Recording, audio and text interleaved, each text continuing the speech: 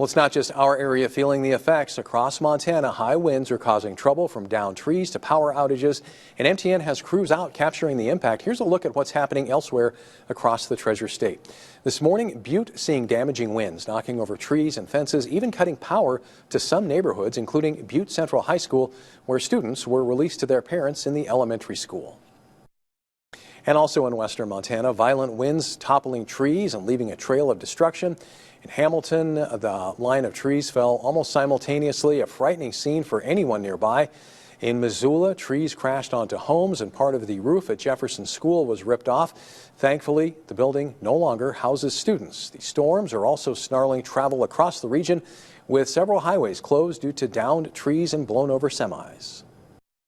Officials are saying today's wind event could be one of the worst they've seen in years across Montana. MTN's Eric Johnson has a closer look at how today's winds compare to what we usually see this time of year. Wednesday's windstorm caused extensive damage from one end of Montana to the other, but some of the strongest gusts were recorded in central Montana, where the National Weather Service issued a rare civil emergency message. They expected wind gusts of greater than 90 miles per hour in Pend Oreille, Teton, and Lewis and Clark counties. It can be used for weather or non-weather reasons, but the primary reason why we deployed it today was to activate the wireless emergency alert system, WEA. That will allow these alerts to go to a person's cell phone to be able to take immediate action.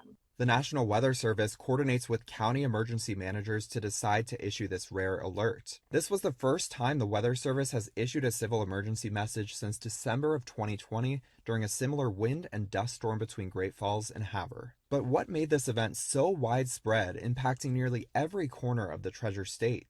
This belt of wind came from the west, and with how strong the cold front was accompanying it, it was able to reach down to the surface.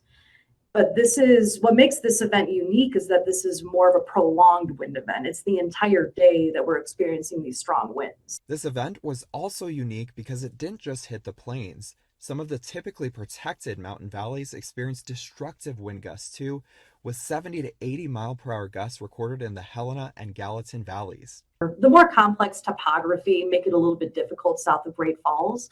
But in this case, because we had that belt of winds that came right over Helena and Bozeman, they essentially had a closer access to that wind.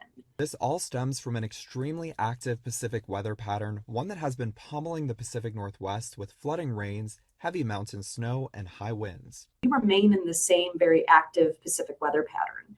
So while we have high confidence that we will get, maybe not as strong as today, but we will get more strong wind events in the coming couple weeks. The best way to stay prepared, keep up with the latest forecast, especially given this active pattern that doesn't appear to be going anywhere anytime soon. In Fort Benton, Eric Johnson, MTN News.